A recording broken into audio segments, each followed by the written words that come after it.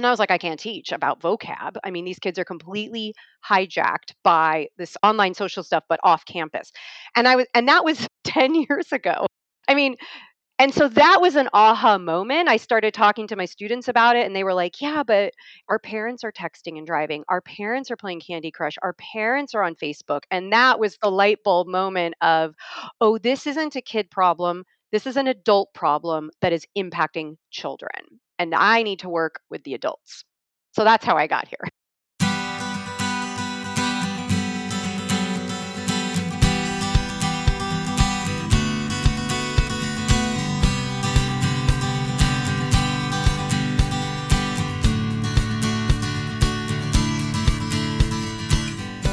Welcome to Parent Footprint with Dr. Dan. I'm Dr. Dan.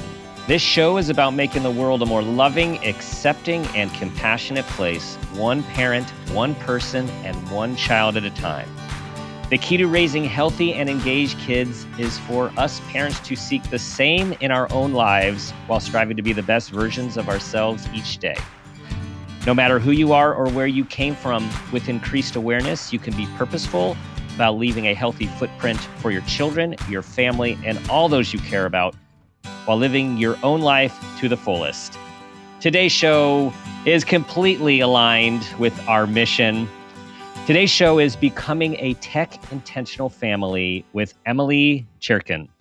Emily is the ultimate screen time consultant who empowers parents to understand and balance family screen time by inspiring a movement around becoming tech-intentional. As a mother of two teens and former teacher, she is intimately familiar with the daunting challenges facing families in today's highly digitized world. And she is the author of her new amazing book called The Screentime Solution, a judgment-free guide to becoming a tech-intentional family. Emily, welcome to the show. Thank you for having me. I'm so excited to be here. You are building a tech-intentional movement. And this Yes, is, I am. like for real, we're not just saying, these aren't just words, like you literally are building this movement. That is the goal, yes, because very much like your intro, which I loved, this is about the balance that allows us to sort of live in the world without one size fits all thinking, right? That every family is going to need something different, but this is a problem that affects all of us. So, yes, I'm very passionate about this work and happy to talk about it. We are going to talk about it. I have so many questions, Okay. and I am trying to decide which place to start. Let's talk about the concept of the fish, which Yes. which is in your book, and we were talking about before the show, because this concept of the fish is so powerful in so many of our biggest challenges as a culture and a species, and specifically as it comes to technology, screen time, social media. So please, because it's just inspiring. Yes. So tell us Thank about you. this metaphor of the Yes. fish. Thank you. And I'm so glad you're starting here because this is actually my favorite part in the book and it's in the epilogue. And not everyone always makes it to the end of a book, but I love it when people ask me about this. So it's not my metaphor, but I was speaking with an educational psychologist, Dr. Jared Cooney Horvath, who gave me this metaphor. And he was talking about how when a school of fish is swimming in the ocean, and by the way, I love the word school because that connects to the Mhm. education piece of this too. But, how does a school of fish change direction? It's not like they text each other, let's go left. It's actually movement oriented, right? So one fish might start to turn, but how does it bring the other ones with it? It actually needs a second and a third fish to follow in order to change direction. And when he told me that, I was like, this is exactly what I'm trying to do. I feel very much like a first fish. And what I want is to bring these second and third fish with me so we can move that entire body in a direction where the goal and the center of this mission is really about what's best for kids. I mean, at the end of the day, that's the goal. Mhm. So, all right, we got our fish caps on. We Yes. are like we're junior fish here, and you're going to educate us about this issue. And I was really asked as I was reading your book, I was asking myself too, what was the tipping point for you? You had been in education, Mm, you'd been a consultant, that you're like, I have to write this book. Yeah, that's a great question. Well, part of it was I spent 12 years in the classroom, so from 2003 to 2015. And what people often assume is that I got into it because I saw kids getting phones, which is what we assume now because we see that. But actually, it was sort of a two-pronged problem that I was witnessing as a teacher because first part of the problem was kids were accessing social media before they were getting their individual devices. It was actually either on a computer at home or a parent device, maybe an iPad. But for the most part, kids were not coming to school with devices yet. But I was hearing about, so and so did something mean on Facebook or didn't tag me or left me out of this picture of a party I wasn't invited to.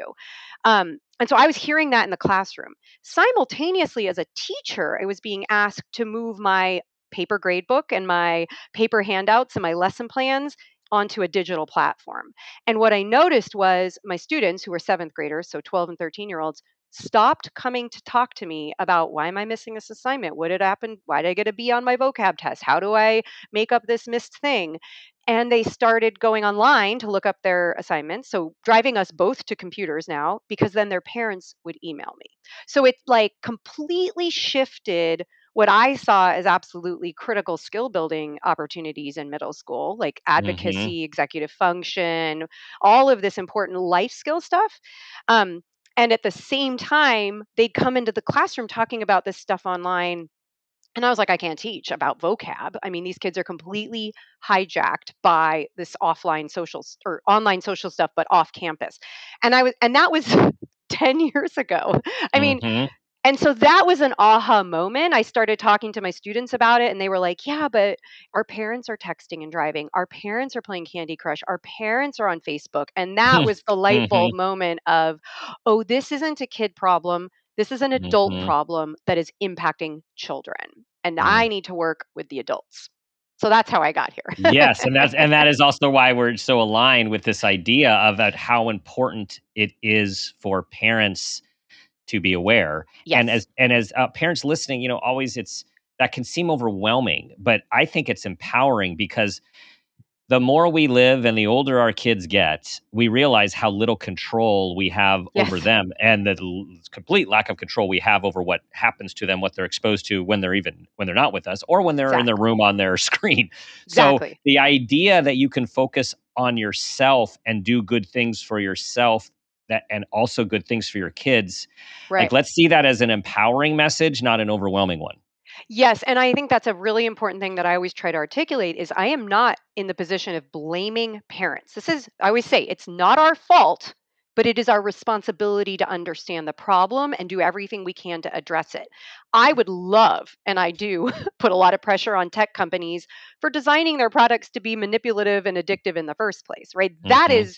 This is not a fair fight. When I always say to parents, you are Mhm. not fighting your child. Your child is not weak-willed. Their Right. neural feedback, their dopamine loop, feedback loop has been hijacked by intentionally manipulative design. And so understanding that is the absolute first thing parents have to know is that when you try to Yes. go and take away the iPad or the screen or the phone, it's not you versus your child, it is you versus a hijacked neural pathway. And that hopefully de-escalates that intense conflict because then when we can say, oh, it's Yes. not my kid's fault, they're being manipulated too, then we can start to get at the root of, well, how do we change it, how do we make this Yes. less contentious? And I like how you said manipulative design because, as Yeah. you point out in the book, the tech companies have a much nicer way of saying it. I believe they call Yes. it persuasive Yes, isn't that design, nice? which is Yes. like, right, like let's give you an addictive drug and call it persuasive as opposed to Exactly. controlling, basically. Yeah, exactly. Yeah. And I use this quote in my talks, but there's this saying, it's like there's only two industries that call their customers Yep. users. It's illegal drugs and software, and it's like, what are we That really doing here? hit me. No, that really, Yeah, when I read that, that really hit me.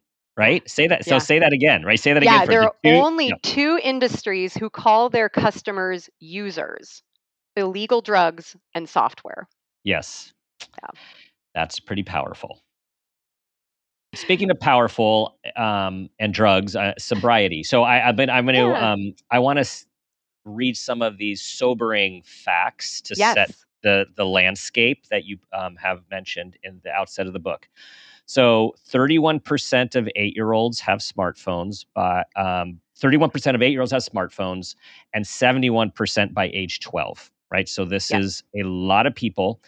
Teens average 8 or more hours per day on screen-based tech, and tweens are averaging about 5.5 hours. And this is outside of the tech Yes.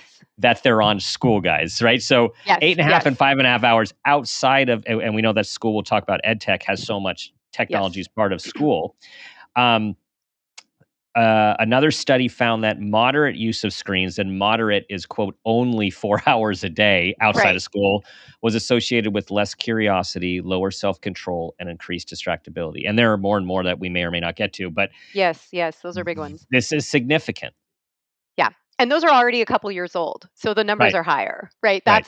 That's the other part of this. And I like to think of this as it's not even a 10-year-old problem. It's a 5-year-old problem. Like, yes, things were kind of, as I witnessed in the classroom 10 years ago, things were starting to change, but it wasn't yet the majority, right? But by the time COVID hit, pre-COVID, I should say, I was hearing a lot from parents who were worried about the after school hours, right? Like, my kid comes home and spends 2 hours on video games. I mean, it seems so quaint now for us to go back and think, oh, it was only 2 hours a day that we were worried about. And now we're talking 5 to 9 hours a day outside of school. And, Hmm. it's not hard to do the math. If you're in school 7 hours and you're on video games or social media another 8 hours, what's left? We know that sleep is a pretty fundamental Hmm. thing for development and mental health and health in general, and like that's the low hanging fruit in a lot of ways, and that's what's Hmm. getting cut is sleep. And again, I'm preaching to the choir here. I know the Right, importance of that. So right. yeah. Yeah, Yeah. and so you had referenced the former days, and you write about the latchkey kids, our Yeah. latchkey generation, which was more of my generation. And it was interesting because at the time, the latchkey kid, like that was seen as a problem, right? We had the Yes. change of the family structure, and two parent, like parents needed to work, and also because of other social factors, and women were going back to the workforce, Yes. right? There was a lot of empowered reasons also. Yes. However, kids were left alone. They had the key around their neck or under the door, and yet, when I was thinking about it, and as you write about it, there is a lot of good that came out of Yeah. that, which we don't have anymore, Yeah. which was kids were playing, they were exploring. Yeah. In a lot of neighborhoods, there were the parents who were home were keeping their eye on them. They Yes. were going over to a Yes. friend's house, and so this is that displacement effect you talk about, Yes. right? Because Exactly. there was the only thing to do then was to play, or there was a little video gaming and there was some TVing, but Minimal. it's minimal. Yes. Yeah. Yeah, I think that is a huge component of this problem. And, Lenore Skenazy and Jonathan Haidt write about this and have been working on this side of it, the lack of a freedom exploration based childhood, or play based childhood, I should say. And part of that is the rise of tech, but also, Hmm. to your point, societal changes, more dual working parent household Hmm. situations, which again has benefits. It's not that it's all bad, but it shifts the norms. And now what we see, and this is one thing I like to talk about a lot too, is I see so much fear based parenting now. Hmm. And I love this statistic because Pew Research did a survey last year and found that the top three parental fears in America, number one is bullying, or youth mental health. Number two is bullying, and number three is kidnapping. And what I find fascinating about that is when I ask parents, well, why did you give your kid a phone? Almost always the number one reason is kidnapping Hmm. or safety, right? Like, if my child gets lost, I want them to be able to reach me, or I want to be able to track them on their phone.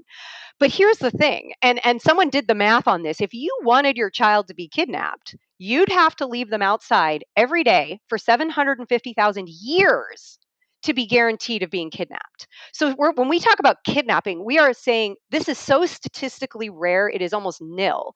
Right. And yet, Why do we think kidnapping is bad? Because we as parents are consuming 24/7 clickbait news media, social Yep. media stories that make us think that this is a much bigger problem than it is. And the Hmm. irony is we give kids devices to protect them from this number 3 fear, and it actually makes number 1 and 2 worse. Mm, Cyberbullying and youth mental health are significantly correlated and caused by excessive screen use, right? So it's okay. Yeah. fascinating to me. Yes. That is really big. That Yes. the number 3 worry Yes. actually makes number 1 and 2 way worse. Yeah, our solution to number 3 makes number 1 and 2 1 and worse 2 because way we worse. think that giving a Mhm. phone is protective. And this is I write about this in the book, this dichotomy between scary and Yeah. dangerous, right? Yeah. Like kidnapping is scary, but it's not dangerous. It is not a real life, real world risk for children in Right. America. Right. And Right. I'm sure there are people listening going, "Well, yes, it is. I know about this story of this one person in this place because I saw Right. this whole thing." Well, Right. yeah, but that's again where that magnifying glass is going on in our own consumption of news media. Right. And so to be clear, we're not saying that if someone is kidnapped, that is not scary. We're Of saying, course. right, The the fear thought, of the it. fear of Yes. it is not Yes. scary. And what I'm 100%. thinking about is as we humans make these attributions that are usually incorrect, people, it's always interesting. Kidnapping of parents, number one fear. One of the adult human number one fears is fear of dying in a plane crash. And so Yes. when you think about I'm sure someone has done, an odd Yes. comparison, right? But fear of kidnapped, fear of dying in a plane crash, fear of being struck by lightning, and then those of us who want to win the lottery, like all Yes. of these things Yes. are Yes. so minuscule, but they drive behavior. Yeah, shark attacks is another big one. And we just, Hmm. there was a news story last week about shark attacks. So it's not that it doesn't happen, but you're much more likely to die in your own bathtub than in a Hmm. shark attack, and it's not great news headlines to say another person died in their bathtub today, right? Hmm. It's, I mean, again, Hmm. not to mock the serious loss of that, but like it's Right. our perception of what's really um risky. And I'm Right. a person who doesn't like flying. And again, like we are more likely to die in a car accident or get injured in a car accident than in a plane crash. And I literally was in a car accident 10 years ago. And that impacted, and actually maybe this is one of my aha moments as well, it was 10 years ago, and I had a TBI, traumatic brain Mm. injury. And it's why I wear glasses. I can say it's not aging related, it is brain Hmm. injury related because it affected my vision. And what I learned from that experience was that my eye doctor and my other doctors were like, "You have got to get off your phone and your computer." And I was thinking, why? And then they were like, because your brain is injured and your vision is how your brain interprets what you see. And I know that may be obvious to some people, but I was like, wait, what? It's not just my eyeball health, it's my brain. And then I was like, wait, why are we giving children phones? Why are we giving children computers in school? If it's bad for my brain after an injury, this cannot be good for children. So that was another one of Mm. those aha moments for me Hmm. to realize, like, wait a second, this Right. doesn't make sense. Yeah. Oh, so much of this doesn't make sense. Yes. Okay. Let's go towards, well, first of all, I want to highlight what you were talking about and what the piece in the book about scary versus dangerous was very informative. And it's just the idea, everyone, that what we think is scary, the reality of the scariness and then adding a screen or a device to our kids makes many things actually dangerous. Right. Being cyberbullying that actually leads to real physical bullying, being predators. There's Yes. like the exposure to things that our kids cannot unsee once Yes. they see them. I remember in high school, it was the big deal to somehow get into the part of the video store with Ah, yes. the The the X-rated. movie. Yeah, well, there was the X-rated. Yeah, there was that. Um, and then there was this other part, which probably was in that part. Faces of Death. I mean, a lot of people, I don't know, my generation remember Faces of Death. Oh. And what Faces of Death was actual footage of real accidents of people and Oh. animals, of dying. Oh, And you'd yes. sit there. It's like that watching a car crash. Like, why is everyone slowing down? And then you turn your Yes. head because you Right. need to see Rubbernecking. the wreckage, which is Yes. terrible, but you like can't not look.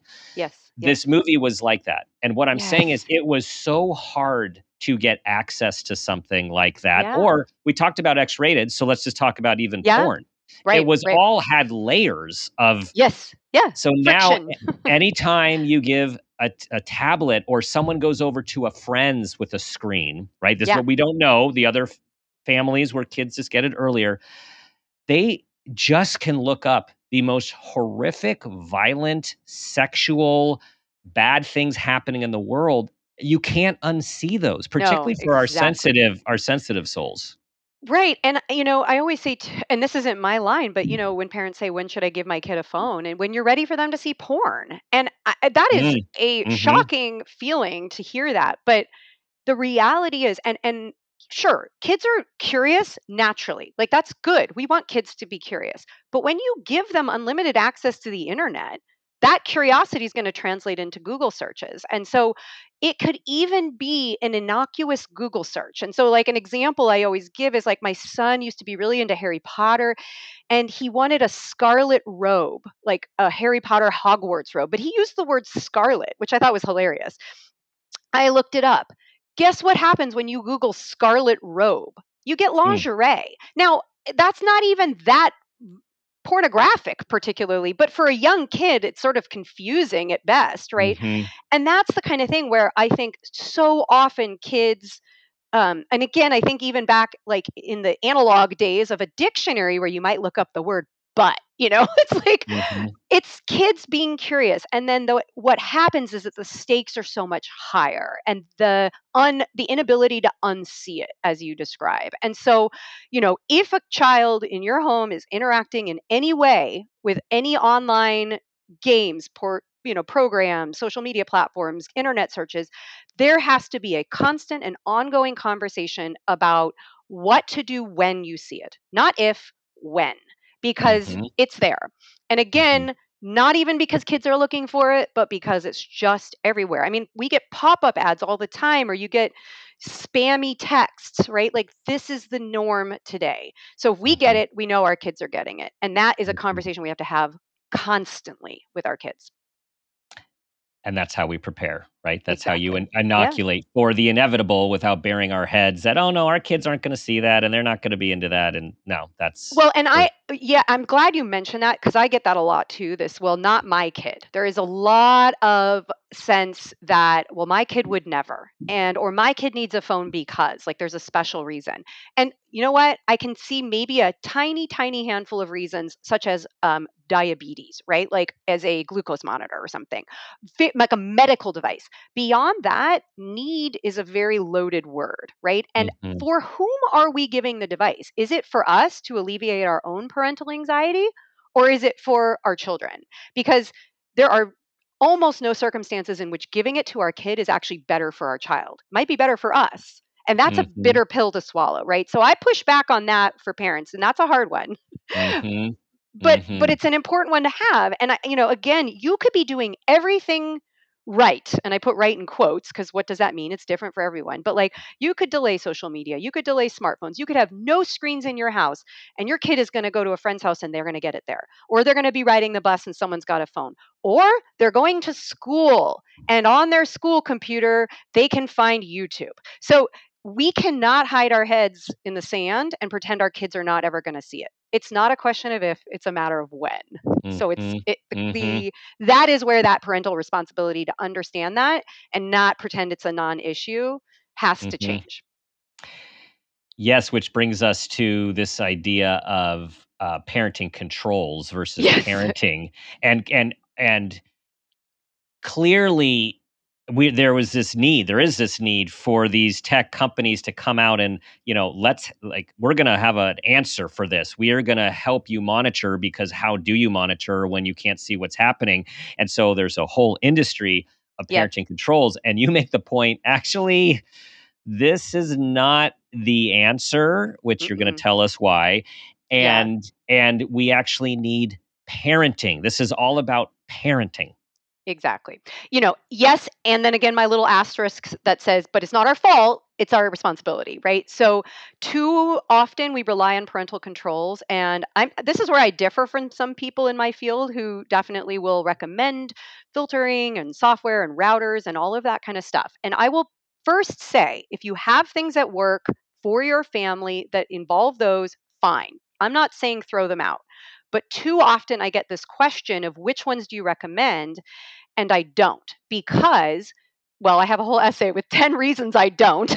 But one of the big ones, to your point, is that it's using tech to solve a problem that tech created. It is um, convenient for the technology industry to say, oh, well, here we have this other solution that's going to solve a problem we created, but you also have to pay for it and manage it. It's so much more convenient for them to blame parents for being bad parents than to address their own manipulative design or business model problems, right? Like that's a much more expensive solution. And Hmm. if parental controls worked, I would not be here. I would not have written a book. I wouldn't be asked this question daily. So, but I want to give an answer because I'm not just going to reiterate Yeah. the problem.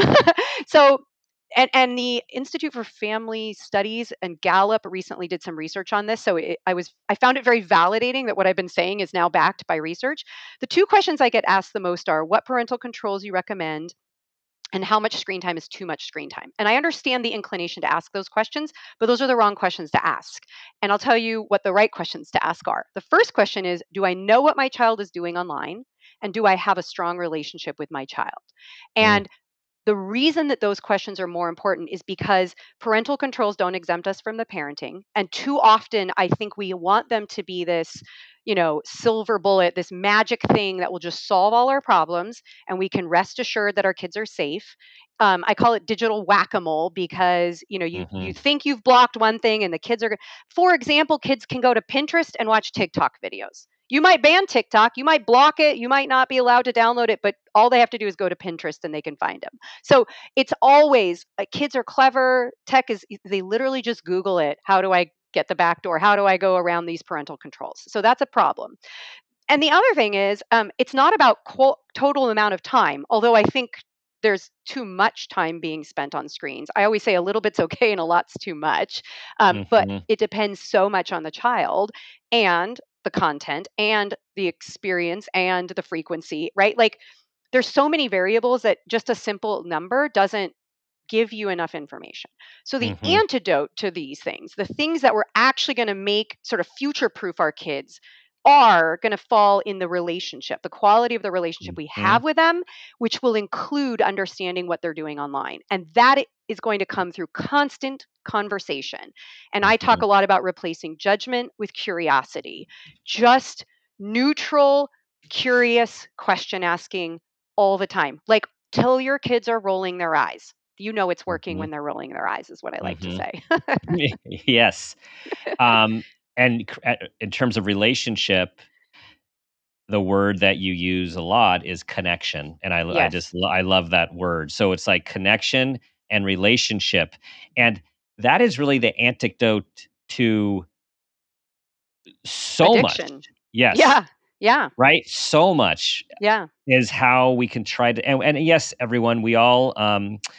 Emily has teens. I used to have teens. Like it can be dicey in those years, yeah, and it might change, but you keep showing up and you yeah, never assume when they're being aloof and shutting you out that they don't care or they don't want you to care. They very much exactly. do. Sometimes you're even being tested. And a lot of times it's not even about you. They are dealing with their own internal Exactly. change, external social life situation.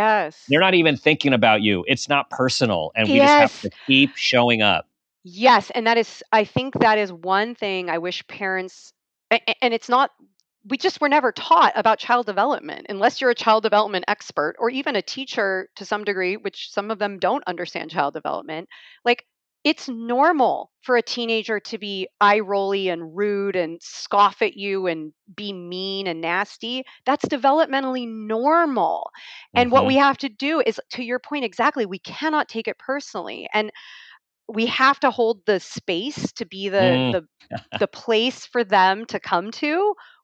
A- And that is hard. I mean, that is work for us as a parent. And yesterday I was working with a parent client, and we were talking about the goal for their teenager this summer. And they're working on like getting the phone turned in at night, right? And they had set some parameters and expectations, and we were talking about problems that were coming up. And the dad articulated this really well, and I thought this was really powerful. He's like, I see now that we are teaching, we're not taking.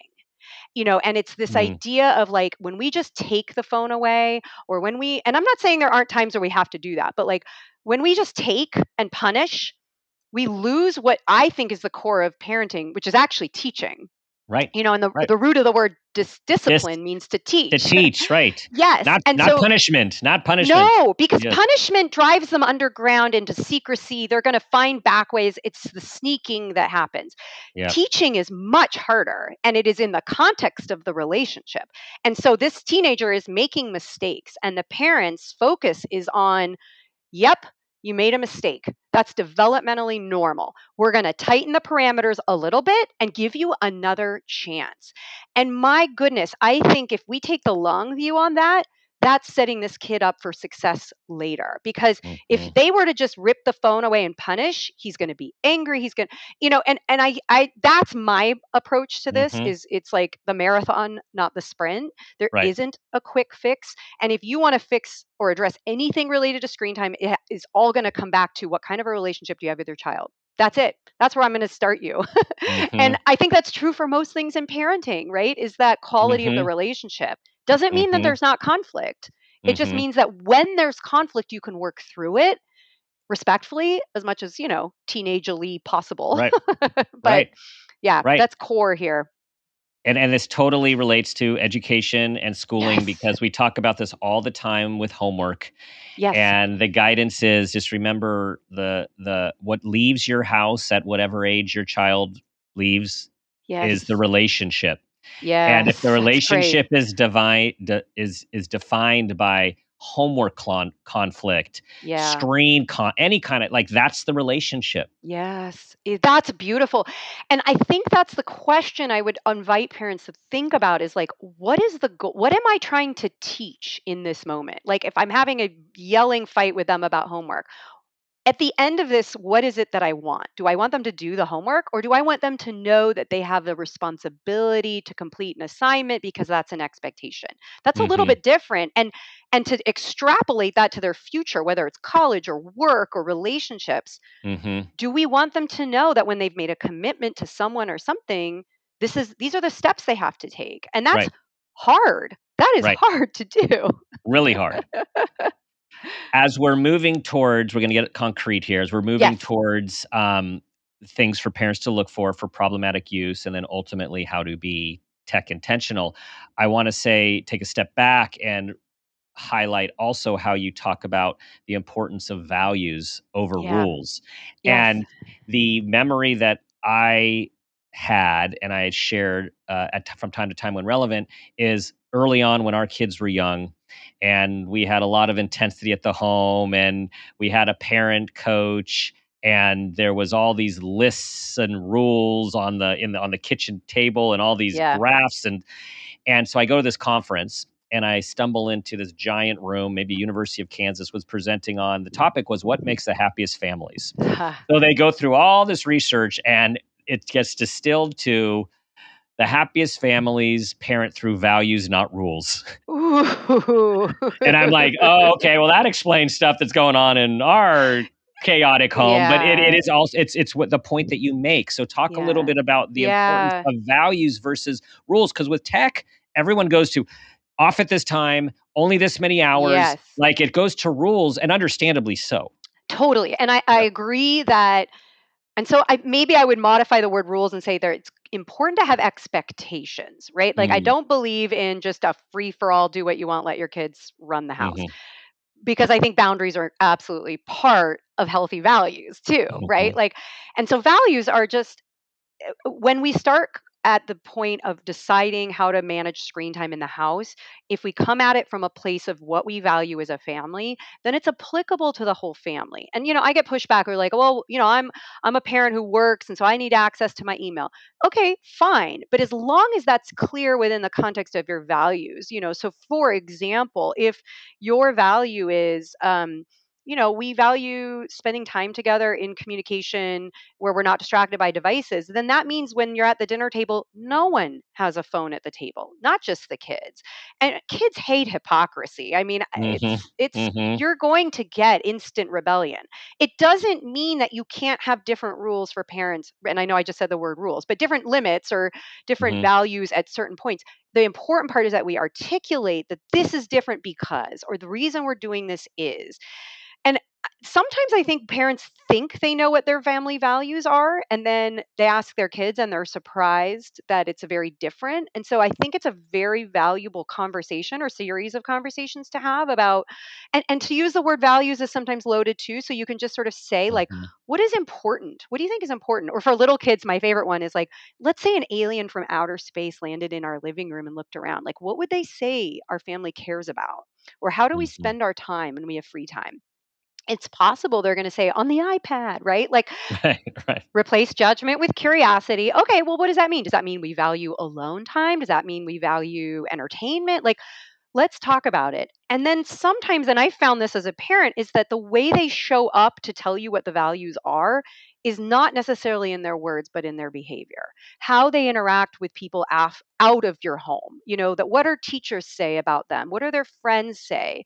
Or what do they, even the other day, my daughter just out of the blue was like, oh, mom, you remind me of this person because you have the same value about this. And I was like, it's something got through and she made that connection. And so then part of it for me too is also when we walk our walk and talk our talk. It's not just what we say, it's what we do as adults around them. So if we're telling them scrolling before bed is bad, but we're on our phones in bed before we go to sleep, that's contradictory, right? So It is. that And they're always modeling, watching. They're yep, always watching. they They are. They are. are. Yes.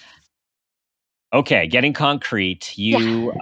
You bring up 9 signs of the main signs for parents to look for when it's a problem. And people always ask me, "How do you know when something's a problem?" And Yeah. I always say, "A problem's not a problem unless it's a problem." I And so agree. that and then we have to define what then constitutes the problem, and I feel Right. like the signs that you highlight together in concerts you Exactly. start to see the pattern of a problem. So Yeah, and enlighten us.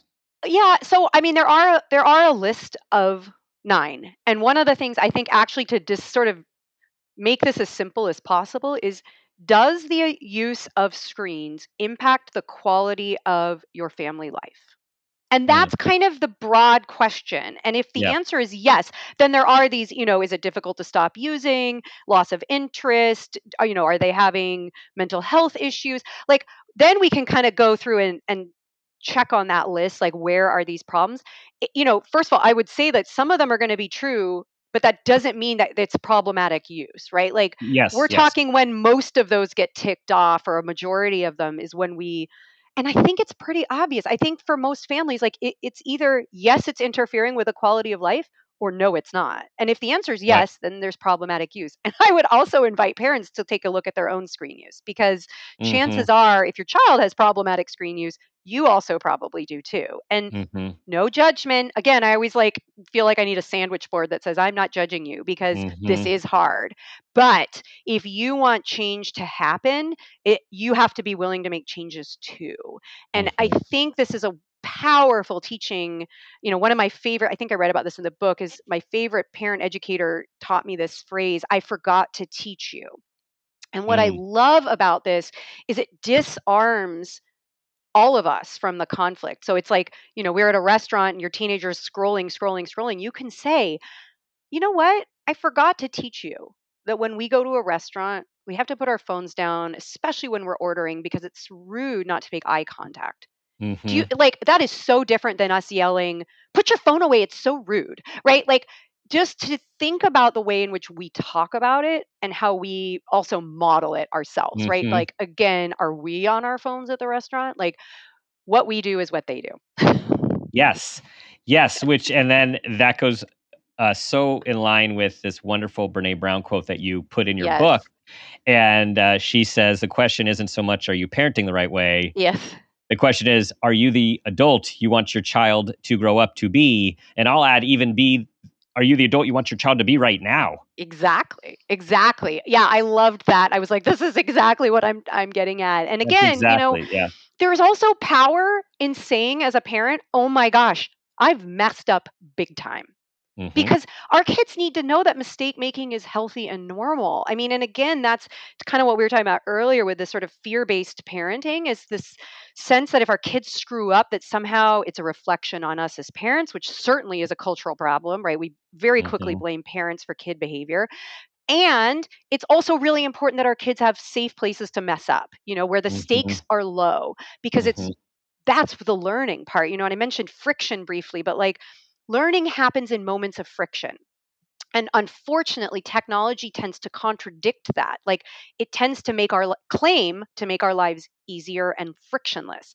But I mhm, would argue we need friction, and we need to create that so it makes us work a little harder. And that could be an example of like, if we have our phones in our room at night, and by the way, it's like 95% of adults do. And so they're listeners, mhm, friends, we could just start there. Move your phone to the mhm, other side of the room, add that little bit of friction so that if you mhm, want to look at your phone, you have to physically move and go get it. Right.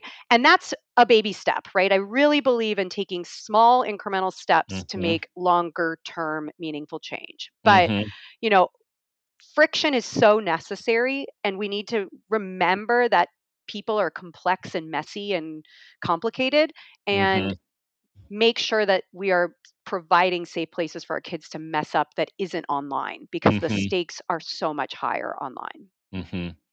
I really like the concept also of talking tech out loud.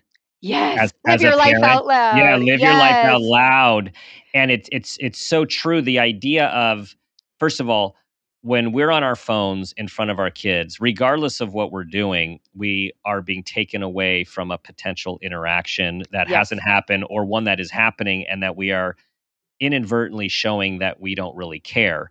Right. That being said, there is a difference between I'm checking Twitter or saying out loud, "Hey, I'm sorry, I just got texted from a colleague or Yeah. someone I work with or a client, and I just have to quickly get back to them because it's time Yes. sensitive," which is Yes. different than our own angst, which I think happen. I know it's happened to me so much with emails when our kids were young. Yeah. My angst of never catching up with Yes. emails would have me answering emails when we're at the Yes. island during breakfast because of Uh-huh. my angst. But in the Right. reality, I don't know what percent of them, but a huge percentage of them were not time sensitive and Right. urgent. It was just I Right. was getting buried. Right, right. Yeah, and I love this idea of living your life out loud, because it is free, it's easy, you can start it tomorrow, tonight. Like, it literally is just narrating what you do as you reach for any tech-based device. And PS, side bonus, huge executive function skill building opportunities.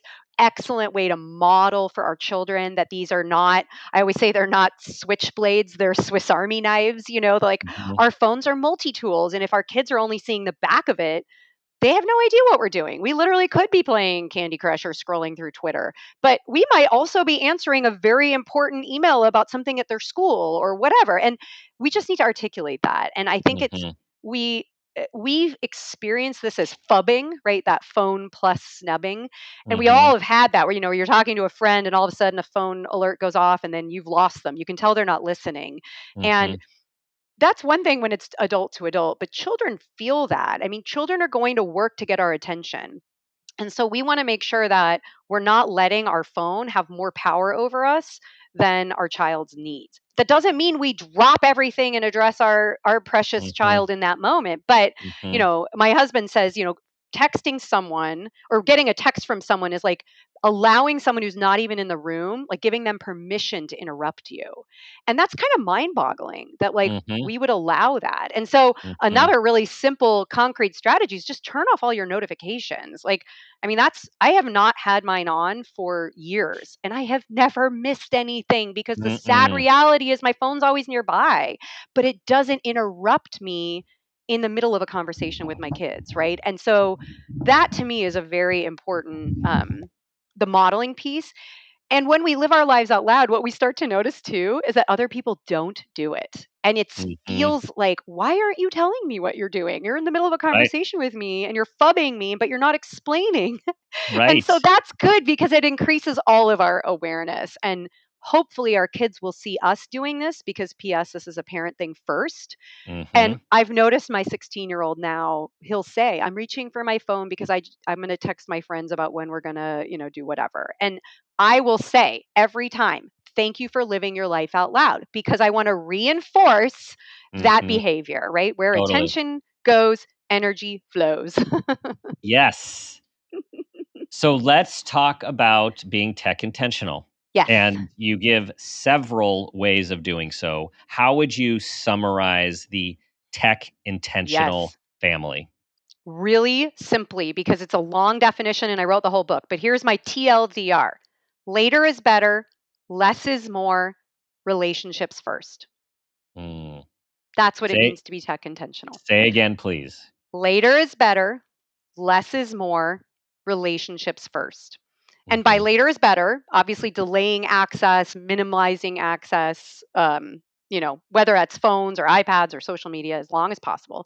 Less is more. I always say a little bit's okay, a lot's too much, right? So, parents, especially during the pandemic, there was a lot of like, oh my gosh, I'm FaceTiming with my relatives during this lockdown and is that okay for my baby? Yeah, unless you're doing it 24 hours a day, which nobody is.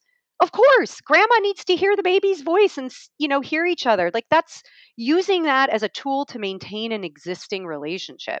And in that moment, that's completely fine. I think there's so much parent shame and blame and guilt that we have to sort of find this middle place of like, I'm not perfect, I'm going to mess up.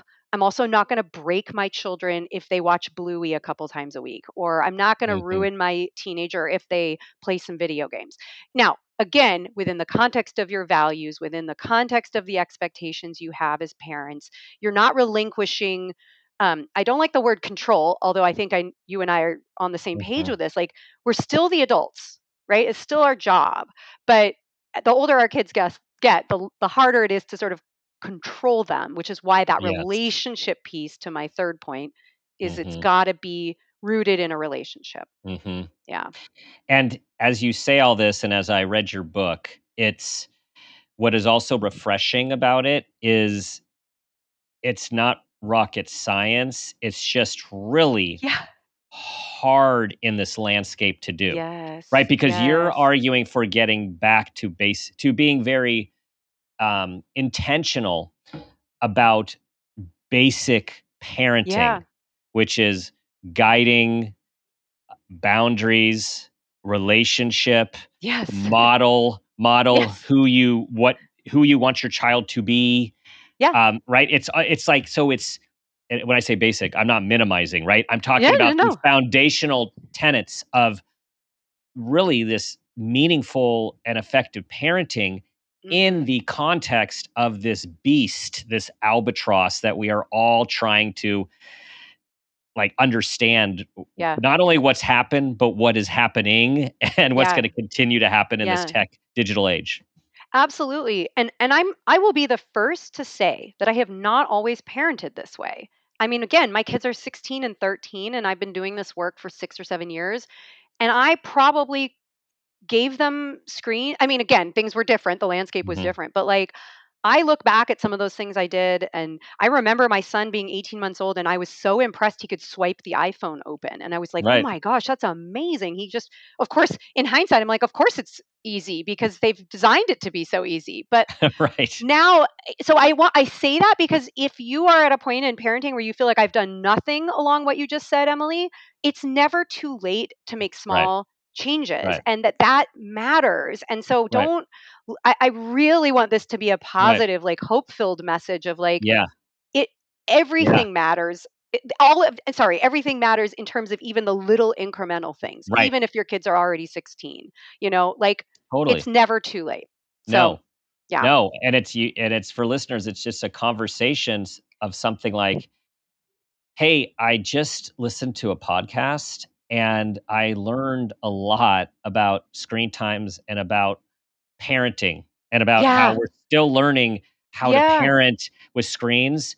And I'd like to talk to you just a bit about what I've learned, Yes. and think about some things that maybe we can do a little differently as a family. Exactly. And what I hear what I hear you saying there too is how it's about me and my understanding and my use, because so often our kids hear, you're bad, you're on your phone too much, you're making me crazy. So take the Mhm. you, turn it into Yes. the I, and Yes. start there. Yes. Yes. Okay, I think this is a good time for the parent footprint moment question. Okay. Here Okay. we go.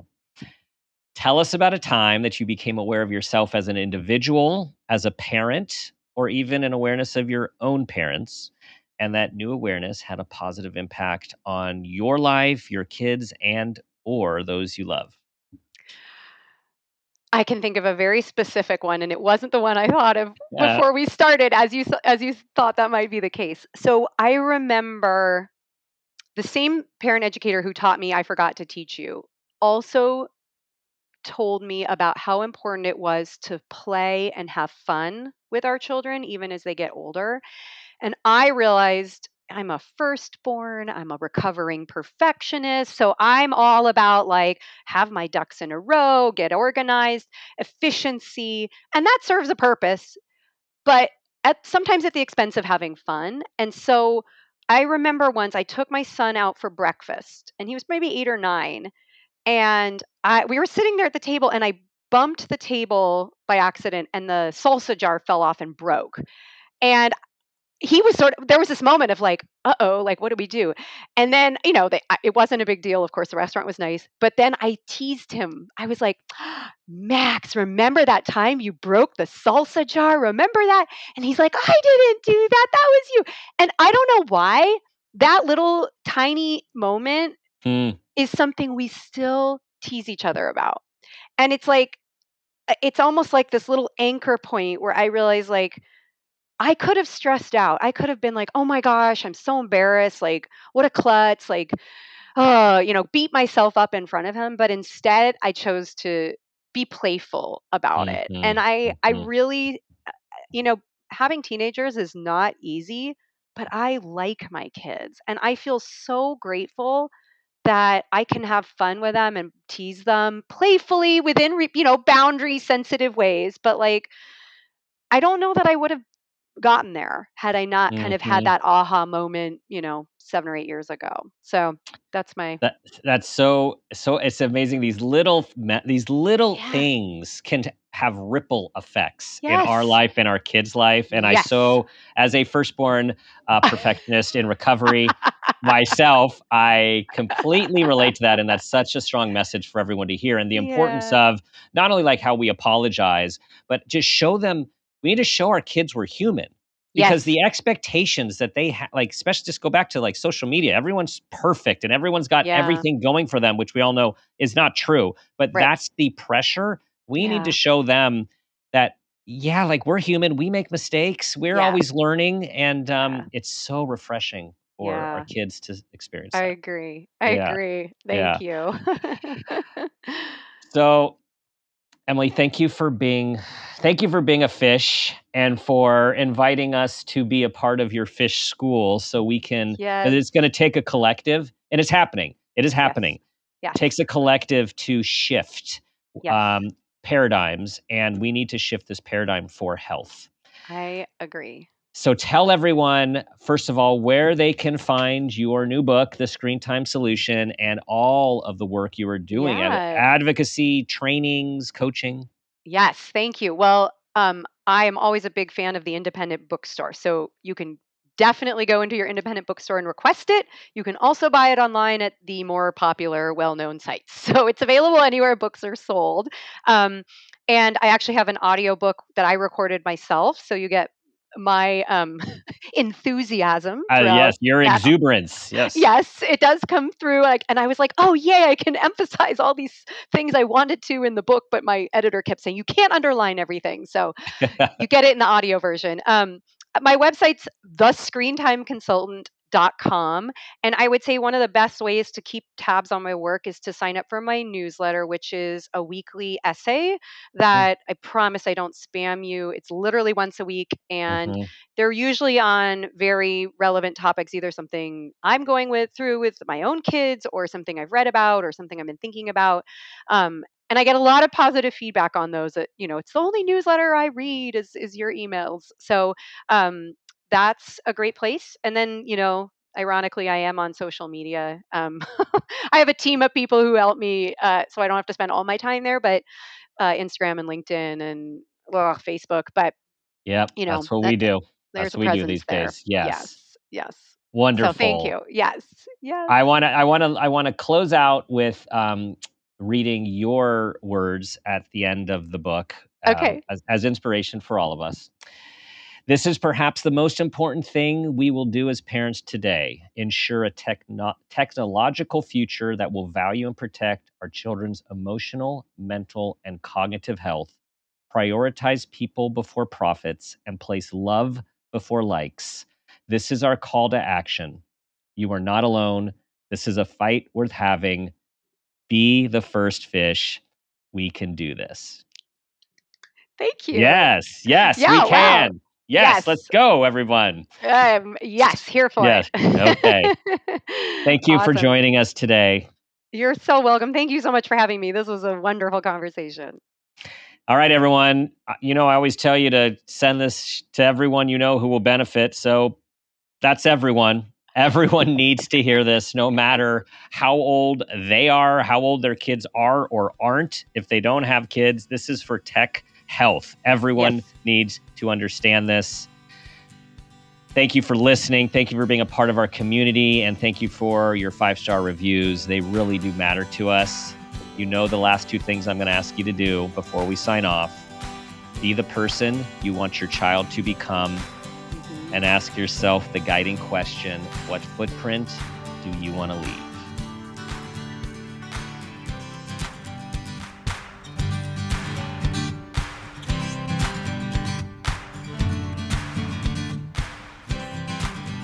This has been a Peters and Rossi production. Parent Footprint with Dr. Dan is produced by Laura Rossi. Our engineer is Phil Rossi. Theme music is Strummerman, composed and performed by Pro Tunes. Artwork is by Garrett Ross. Follow us on Instagram and Facebook at Parent Footprint Podcast, and on Twitter at Dr. Dan Peters. For more information, go to exactlyrightmedia.com.